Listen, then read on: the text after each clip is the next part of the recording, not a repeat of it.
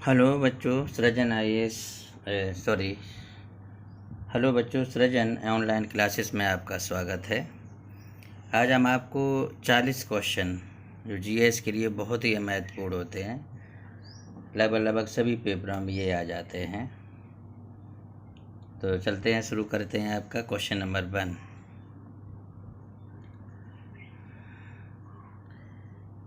पहला क्वेश्चन है आपका क्वेश्चन नंबर 1। मनरेगा अर्थात महात्मा गांधी राष्ट्रीय रोजगार गारंटी एक्ट की बुनियाद रखने वाले अर्थशास्त्री कौन थे? बोलें, मालूम है?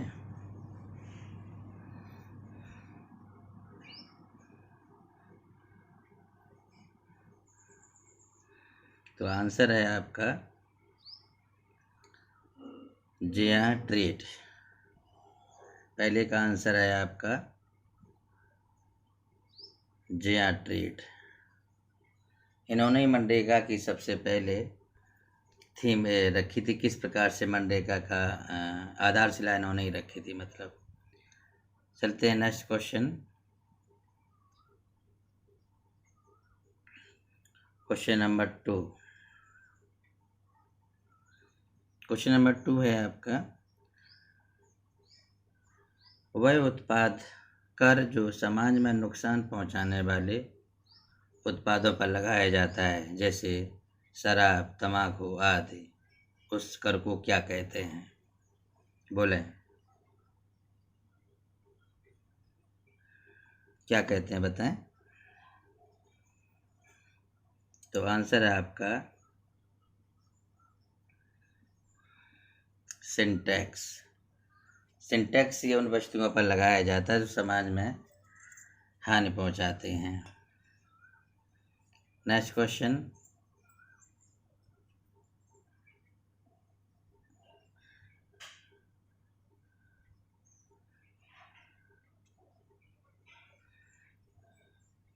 Question number 3। क्वेश्चन नंबर 3 है, द्वितीय पंचवर्षीय योजना जिसका समय 1956 से 1961 तक था, ये पंचवर्षीय योजना किस मॉडल पर आधारित थी? बोलें, क्या होगा इसका answer?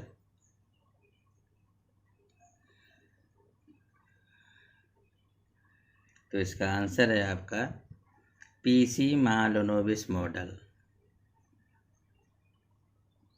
Next question. Question number 4।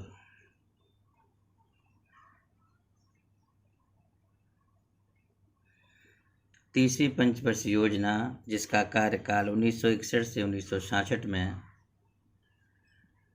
में इसको बनाया गया था, और अधिकांश ये प्रश्न पूछा जाता है कि ये से पंचवर्षीय योजना में किस क्षेत्र को प्राथमिकता दी गई? तो आपका आंसर होगा स्वावलंबी अर्थव्यवस्था। Okay, next question number 5। Question number 5 है आपका, किस पंचवर्षीय योजना में गरीबी हटाओ का नारा दिया गया था? तो इसका आंसर है आपका 5वीं पंचवर्षीय योजना में। उसमें इंदिरा गांधी की सरकार थी और इन्होंने 5वीं पंचवर्षीय योजना में गरीबी हटाओ का नारा दिया था। Next question. Question number 6।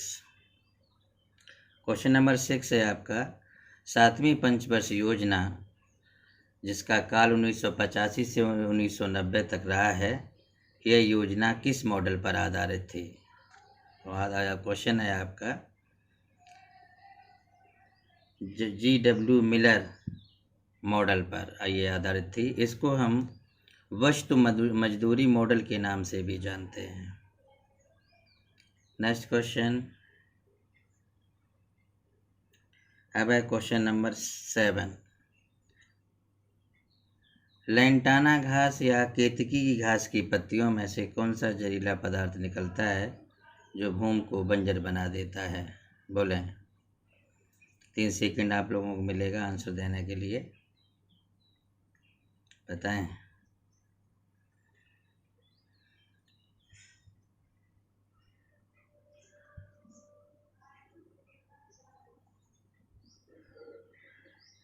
तो आंसर है आपका एलिलोकेमिक्स। ठीक है। अगला क्वेश्चन है आपका क्वेश्चन नंबर 8। आनंद मठ, दुर्गेश नंदिनी और कपाल कुंडला किस महापुरुष की कृतियां हैं? बोलें इसका answer.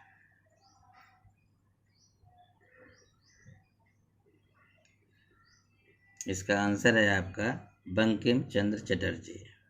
Okay. Next question, question number 9। जब किसी धातु पर प्रकाश गिरता है तो धातु की सतह से इलेक्ट्रॉन मुक्त होते हैं, यह सिद्धांत क्या कहलाता है? आंसर है आपका प्रकाश वैद्युति प्रभाव। ये सिद्धांत जो है प्रसिद्ध वैज्ञानिक जिन्होंने E=mc² एक समीकरण दिया था, यानी कि अल्बर्ट आइंस्टीन ने दिया था। और अधिकांश परीक्षाओं में ये प्रश्न पूछा जाता है कि आइंस्टीन को किस सिद्धांत पर नोबेल पुरस्कार दिया गया था, तो वो यही सिद्धांत है प्रकाश वैद्युति प्रभाव। अगला question, question number 10। Question number 10 है प्रसिद्ध रचना पोस्ट ऑफिस के रचनाकार कौन है? तो ये आपका आंसर हो गया रविंद्रनाथ टैगोर। ओके। अब चलते हैं अगले क्वेश्चन की तरफ। क्वेश्चन नंबर 11 है प्रसिद्ध शोम्पेन या शैम्पेन जनजाति कहाँ पाई जाती है? तो ये आपका आंसर है निकोबार द्वीप समूह में। अगला question, question number 12। Question number 12 है पुराने तेल चित्रों के लिए उभारने के लिए किस रसायन का प्रयोग किया जाता है? बोलें इसका आंसर। क्वेश्चन आंसर है आपका हाइड्रोजन परऑक्साइड। हाइड्रोजन परऑक्साइड से पुराने तेल चित्रों को हटाने के लिए प्रयोग किया जाता है। नेक्स्ट क्वेश्चन है क्वेश्चन नंबर 13। 13 है कौन सी धातु है जो अधिकतम तापमान पर भी ऑक्सीजन से अपक्रिया नहीं करती है? तो ये आपका आंसर है सोना, यानी कि गोल्ड। इसका जो सिंबल होता है AU होता है। और ये कभी कभी यहाँ से क्वेश्चन आ जाता है कि प्रकृति में कौन सी धातु स्वतंत्र रूप से पाई जाती है? तो वो सोना होती है। स्वतंत्र रूप का मतलब होता है, कभी कभी ऐसे भी प्रश्न पूछ लेते हैं कि कौन सी धातु जो है नसों के रूप में पाई जाती है, तो सोना में ही टिक लगाते हैं। नेक्स्ट क्वेश्चन, अगला क्वेश्चन है आपका 14 क्वेश्चन है कि कौन सी धातु द्रव अवस्था में रहती है? तो ये तो आप लोग जानते ही होगी, परीक्षा में बहुत पूछी जाती है। पारा जो धातु होती है ये जो है स्वतंत्र अवस्था धातु जो होती है ऐसे द्रव अवस्था में मिलती है। अगला क्वेश्चन 15 है आपका एल्यूमिना का विद्युत अपघटन करने पर एनोड पर कौन सी गैस जमा होती है? तो ये है आपकी ऑक्सीजन। बहुत इंपॉर्टेंट क्वेश्चन है ये आपका। अगला क्वेश्चन, क्वेश्चन नंबर 16। कांच में गुजारने पर प्रकाश की किस रंग की गति धीमी होती है? तो ये है आपका आंसर क्वेश्चन बैगनी। यहाँ दूसरे एक क्वेश्चन और भी बन सकता है कि कांच में गुजारने पर प्रकाश की किस रंग की गति सबसे तीव्र होती है? तो उसका आंसर हो जाएगा लाल। ओके। अगला क्वेश्चन, अगला क्वेश्चन है आपका 17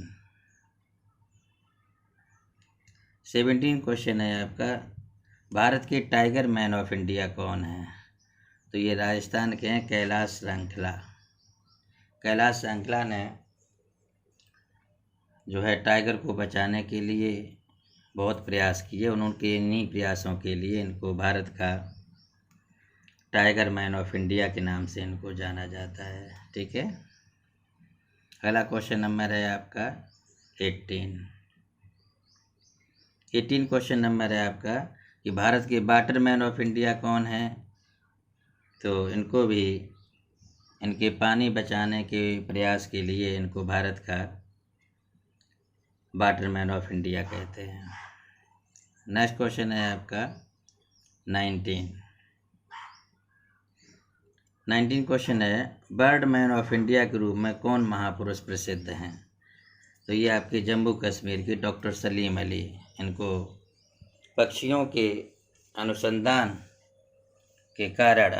करने के कारण नए नए पक्षियों की खोज करने के कारण पक्षियों की प्रजातियों को बचाने के प्रयास के कारण इनको भारत का बर्ड मैन ऑफ इंडिया कहते हैं। इन्हीं के नाम पर जम्मू कश्मीर में एक पक्षी अभयारण्य भी है।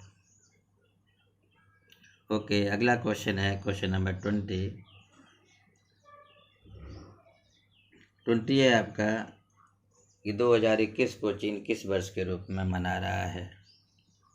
ऑक्स, आंसर क्या हो जाएगा आपका ऑक्स वर्ष के रूप में।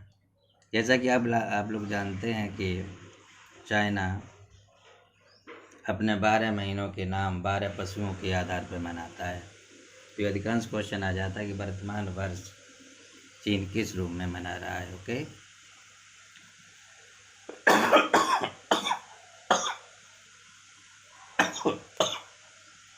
सॉरी, पानी पी लें फिर। ओके बच्चे, अब क्वेश्चन चलते हैं 21 की तरफ।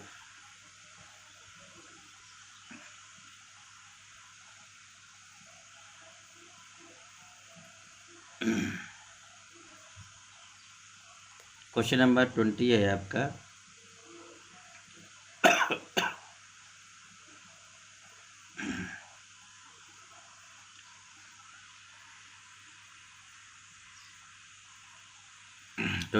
क्वेश्चन है साइक्लोन मैन ऑफ इंडिया के रूप में किस व्यक्ति को जाना जाता है। तो ये हैं डॉक्टर मृत्युंजय महापात्रा।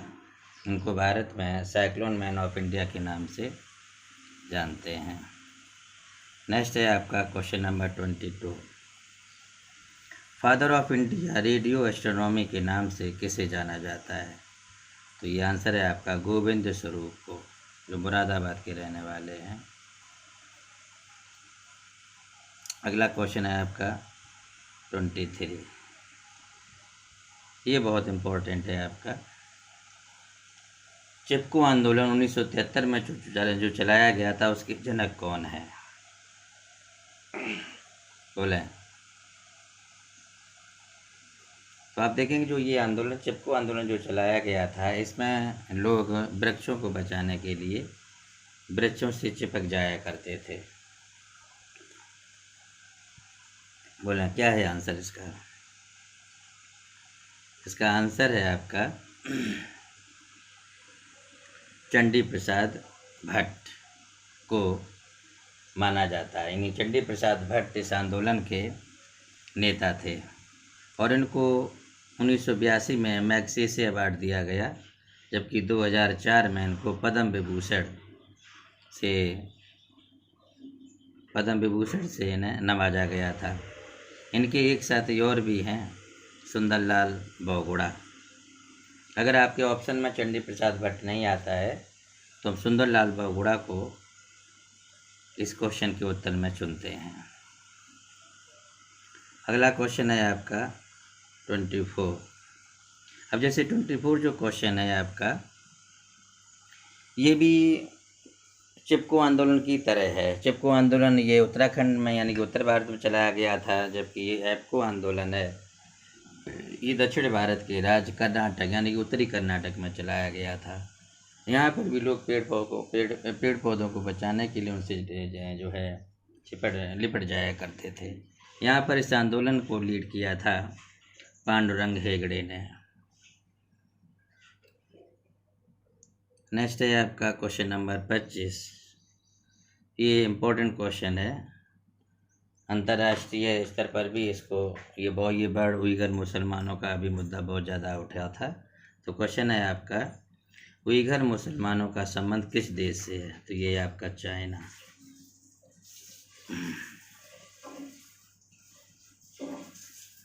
अगला क्वेश्चन है आपका क्वेश्चन नंबर 26। ये भी इम्पोर्टेंट है कि रोहिंग्या मुसलमानों का संबंध किस देश से है? उत्तर है आपका म्यांमार। कभी कभी आ जाता है कि म्यांमार का पूर्व नाम क्या है? बर्मा। बर्मा की राजधानी रंगून है, और ये देश जो अपनी नाम ही बदल लेता है, इस समय इसका नाम है म्यांमार, तो इसकी राजधानी भी अलग हो गई, नैपिदा। म्यांमार की राजधानी नैपिदा है, और जब इसका नाम जो है बर्मा था तब इसकी राजधानी रंगून है। यहाँ से कभी कभी क्वेश्चन आ जाता है कि अंतिम मुगल सम्राट बहादुर शाह द्वितीय, जो जफर के नाम से जाने जाते थे, 1858 में इनको गिरफ्तार करके किस जेल में भेज दिया गया था? तो रंगून में। और कहते हैं वहीं पर इनकी 1864 में मृत्यु हो गई। तो प्रश्न आ जाता है कभी कभी कि अंतिम मुगल सम्राट बहादुर शाह जफर की समाधि कहाँ है? तो उत्तर हो जाएगा उसका आपका रंगून। ठीक है बच्चों। अगला क्वेश्चन है आपका क्वेश्चन नंबर 27। ये भी बहुत इम्पोर्टेंट है। जैसा कि अभी आपने सुना था कि जो रोहिंग्या मुसलमानों का संबंध है ये म्यांमार से है, और वहाँ की सरकार ने रोहिंग्या मुसलमानों को वहाँ से निकाल दिया, जिससे ये लोग पलायन करके भारत के पड़ोसी देशों में आ रहे हैं। तो बांग्लादेश की जो सरकारें रोहिंग्या मुसलमानों को बसाने के लिए एक कृत्रिम द्वीप बना रही है, और उसी द्वीप पर उनको बसा रही है। उस द्वीप का नाम है बसंत चार द्वीप। अगला क्वेश्चन है 28। बहुत इम्पोर्टेंट है ये। 28 क्वेश्चन है, चुनाव में खर्च का हिसाब किताब चुनाव समाप्त हो जाने के कितने दिनों के बाद चुनाव आयोग को देना पड़ता है? बोलें क्या होगा इसका आंसर? इसका आंसर है आपका 45 दिनों के बाद। उम्मीदवार को चुनाव समाप्त हो जाने के 45 दिन के बाद उसने जो चुनाव में खर्च किया है उसका ब्यौरा चुनाव आयोग को देना पड़ता है। नेक्स्ट क्वेश्चन है आपका, भारतीय दंड संहिता के अनुसार कोई भी लोक सेवक विदेश से चंदा प्राप्त नहीं कर सकता है। ये किस धारा में ऐसा प्रावधान किया गया है? किस धारा में इसका प्रावधान किया? तो आंसर हो जाएगा आपका धारा 21। धारा 21 में ये कहा गया है कि कोई भी लोक सेवक मीन्स होता है IAS PCS के अधिकारी विदेश से किसी भी प्रकार में किसी भी रूप से चंदा नहीं प्राप्त कर सकते हैं। अगला क्वेश्चन है आपका 30। बायोग्राफी एंड एक्स्ट्रा ऑर्डिनरी किस भारतीय नेता की है? तो ये आपने अच्छी तरह से नाम सुना होगा, गोवा के पूर्व मुख्यमंत्री और भारत के पूर्व रक्षा मंत्री, इनकी अभी मृत्यु हो गई। कभी कभी प्रश्न ऐसे भी आ जाता है कि पूर्व रक्षा मंत्री मनोहर पारिकर का निधन किस बीमारी से हुआ था? तो आंसर हो जाएगा अग्न्याशय में इनके कैंसर था, तो अग्न्याशय में कैंसर होने के कारण इनकी मृत्यु हो गई थी। और एक और है आपका बहुत ज़्यादा डिस्प्यूटेड विवादित जो मुद्दा राफेल था, तो उन्हीं के अथक प्रयासों से भारत में आ गए हैं। वर्तमान में अब इनको हमारी भारतीय सेना यूज भी कर रही है। अगला क्वेश्चन है आपका 31। 31 है आपका, किस अंग्रेज वायसराय के काल में प्रत्येक 10 वर्ष के अंतराल पर जनसंख्या का 1881 में क्रमवार आकलन प्रारंभ हुआ? बोले आंसर इसका। तो आंसर है आपका लॉर्ड रिपन। ये जो लॉर्ड रिपेन है, इन्हीं के काल में जनसंख्या का पहली बार क्रमबद्ध गणना की जा रही है, जो अभी तक हो रही है। अगला क्वेश्चन है आपका 32। मिड डे मील योजना किस वर्ष प्रारंभ की गई थी? बोले क्या होगा इसका आंसर?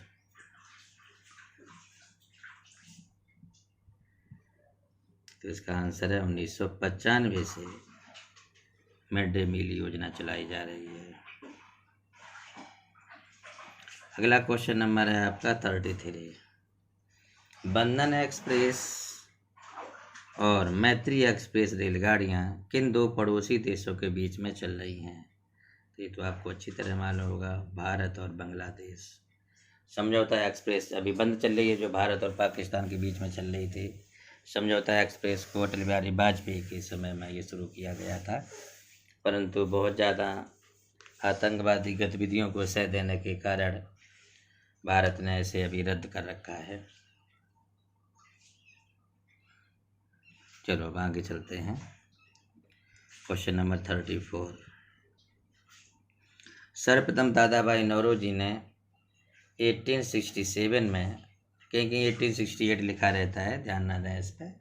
सर्वप्रथम दादा भाई नौरोजी ने 1867 या 1868 में प्रति व्यक्ति आय का अनुमान कितना लगाया था? तो ये आपका 20 रुपये उन्होंने अनुमान लगाया था कि भारत के व्यक्तियों की प्रति व्यक्ति आय जो है 20 रुपये है। कितना अंतर हुआ बताओ, हम लोग कितने पिछड़े थे। अगला क्वेश्चन है आपका 35।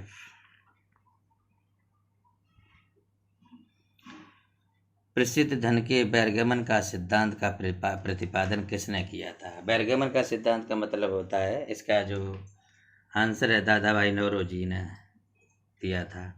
धन का बहिर्गमन का सिद्धांत किस प्रकार अंग्रेज कच्चा माल भारत से खरीद कर और उसको अपनी टेक्नोलॉजी के द्वारा प्रोडक्ट करके और उसे भारत में ही पुनः बेच देते हैं, और उसके बदले में एक बहुत बड़ी मात्रा में धन अपने देश में लिए जा रहे हैं। तो इसी प्रक्रिया को दादा भाई नौरोजी ने नाम दिया था धन का बहिर्गमन का सिद्धांत। जैसे कच्चा माल में आप ले सकते हैं रुई।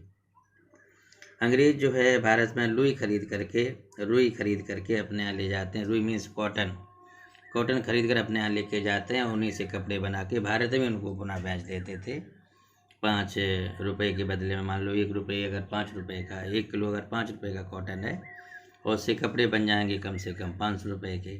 तो इसी को उन्होंने सिद्धांत का नाम दिया था क्या, धन का बहिर्गमन का सिद्धांत। और इसमें उन्होंने बताया था कि किस प्रकार अंग्रेज भारत से जो है धन का दोहन कर रहे हैं। अब चलते हैं अगले क्वेश्चन की तरफ से। अगला क्वेश्चन है आपका 36, इन्हीं से रिलेटेड है। दादा भाई नौरोजी ने कितनी बार भारतीय राष्ट्रीय कांग्रेस की अध्यक्षता की थी? तो वो आपका 3 बार, एक 1886 में और 1893 में और 1906 ईस्वी में। दादा भाई नौरोजी के बारे में ये भी कहा जाता है कि first Indian who was elected in British parliament, Bharat के पहले ये शख्स थे जिन्हों को ब्रिटिश पार्लियामेंट में सांसद के रूप में चुना गया था। अगला क्वेश्चन पे चलते हैं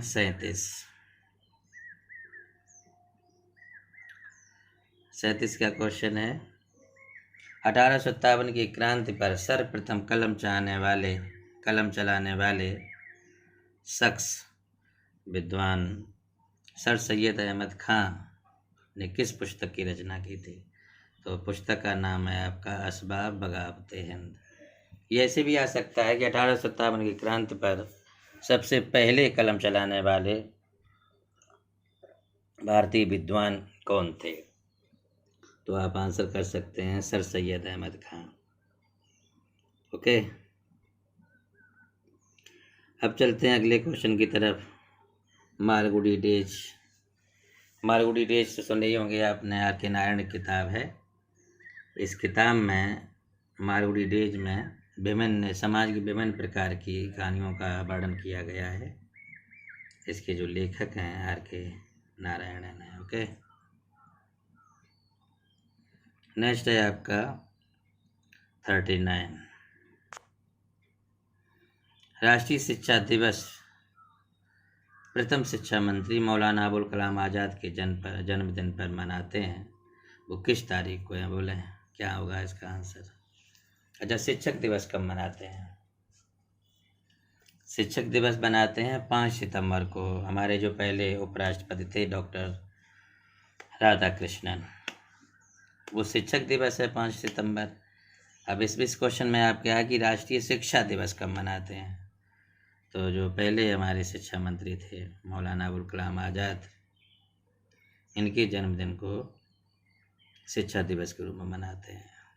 बोले तो आंसर है इसका 11 नवंबर को। लास्ट क्वेश्चन है आपका,